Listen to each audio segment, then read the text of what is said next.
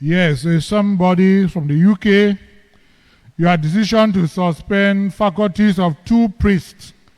Why does it seem that there is one rule for one priest and another for another priest with regard to the issue of the Catholic University and the present priests who have been suspended? Are there some priests who are big fishes and some who are small fishes? Am I a big fish or a small one? These are all what the president of our brother has mentioned from the UK. They are realities that we are living through. And I think that they are realities that nobody is afraid to talk about them. And as the Bishop of Buea, I'm the one taking those decisions. And I don't lie on my bed and I just get up and I take a decision. No. All of us know. And I want to tell you now, and all our viewers, even our brother from London, we know very well about the case of the Catholic University Institute of Buea. That case is not finished. We are still in court. We know very well about the case of the associations.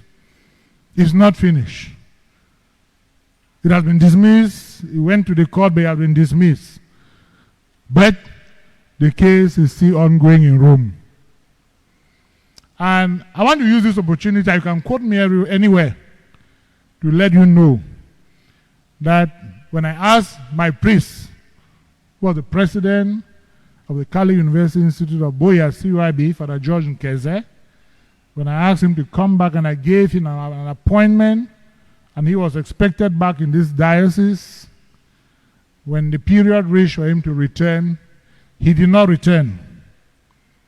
And as he did not return, I had communicated with the Diocese of Phoenix, and his faculties were suspended. His faculties were suspended, which means that he cannot preside at any public mass, he cannot concelebrate, and he cannot celebrate any of the sacraments. It's good for that point to be clear. And what I would have done, which means that at the level of the US, he cannot celebrate where he was at that time, in that diocese. And you cannot go to another diocese to celebrate again if I don't give you a letter of good standing. And I have not given that letter of good standing. And that is why he cannot celebrate any public mass, he cannot preside, he cannot concelebrate. And that is why he cannot even preach at any mass, he cannot also administer the sacraments. And what I would have done as a follow-up, which I did not do, was that I would have also written to suspend his faculties. Why did I not write to suspend his faculties? Because when they are suspended his faculties in the US, what happened? He wrote against me to Rome and gave points that according to him I should not be Bishop of Buea, and that Rome should ask me to resign. And if your priest writes against you to Rome with points against you and documentations to support the points that he thinks that you should resign as the Bishop of Buea, then you go again and you suspend his faculty, you are a mad person. Yes, because he has raised a complaint to a higher authority. And as he has raised a complaint to a higher authority, I cannot go ahead and suspend him, because whether I suspend him or not, he cannot celebrate the sacrifice of the Mass. So I am waiting for the case to be finished in Rome. When the case is finished in Rome, then I'll know what I'll do next. If Rome asks me to resign, I will resign. If Rome doesn't ask me to resign, then I'm still the Bishop of Buea, then I'll know what actions to take. But to let our listener in the UK and others who are following us know that he was suspended in the Diocese of Phoenix from the last day that I gave him to return here and take up his assignment in support, in small support. As he did not come that very day, he was suspended from ministry. The second case are two of my brothers that I've suspended, and my letter was very clear. These priests are supposed to work in the Diocese of Charlotte. The contract agreement was between 3 to 5 years. Both of them are between 7 to 8 years. So it's long overdue. And I've spoken to them. I've been to Charlotte myself. Of course, they've shown resistance. They don't want to come back. They want to remain out there. They want to work in other dioceses out there. Buea diocese is no more home for them. They cannot work in Buea. I said, I have me no problem.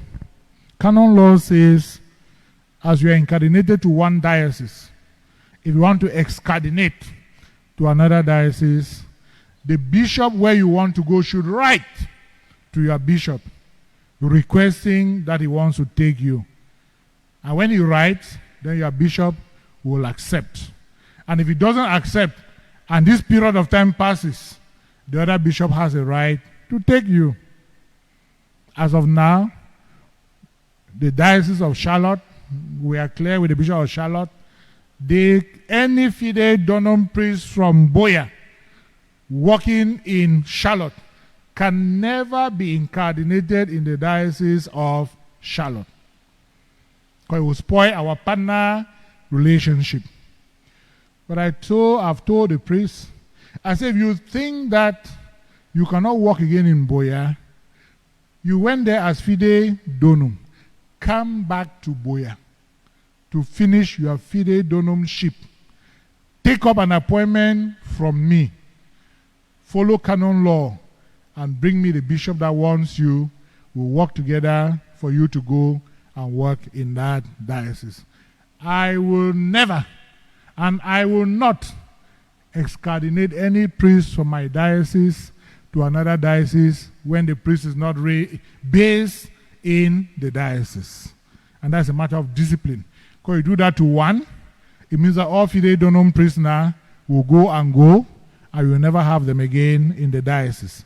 So the best thing is either we should stop sending them to America, or what should we do? And with these cases, the Bishop of Charlotte had given him a deadline that I want my priests from Charlotte to come back. Send the two priests to me.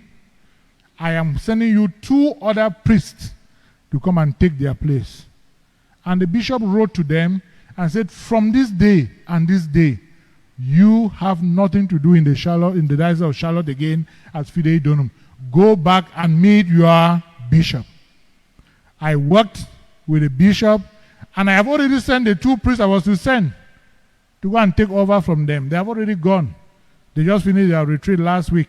So I'm sure they'll be appointing them any of the days ahead, depending on the bishop.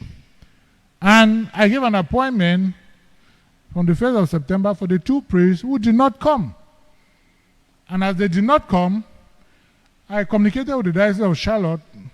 My priests were with you. I asked them to come. This is the 1st of September. My chancellor and all the rest, vicars for clergy, they have gone for handing over. The priests are not there. Why are you keeping my priests? They wrote to me and said, we are not keeping your priests. We asked them to leave.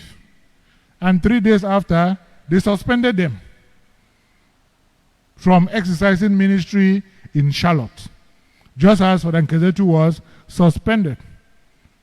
I waited for 1 month and I've not seen them, and that's why I have suspended them. Which means that even if they come to Cameroon now, they will not do all what I've asked them not to do till we discuss. And I didn't give them time limit. I didn't tell them 1 month or 6 months or 1 year or 5 years. If they come today and they decide to go and take up their appointment, either where I appointed them or in a new place that I want to send them, I'll write another letter giving them their faculties to go and do their work. So there's no big fish and there is no small fish. There are no untouchables in the Diocese of Buea. Even the bishop is not untouchable. Because if the bishop doesn't act according to the mind of the church, the Holy Father has the right to replace me. If the Holy Father asked me to resign today, I just packed my few boxes and the rest, I'm gone. We have a house in Meta Quarters. I go and stay in my mother's compound. Yeah, so nobody's untouchable, even the bishop. I'm not untouchable.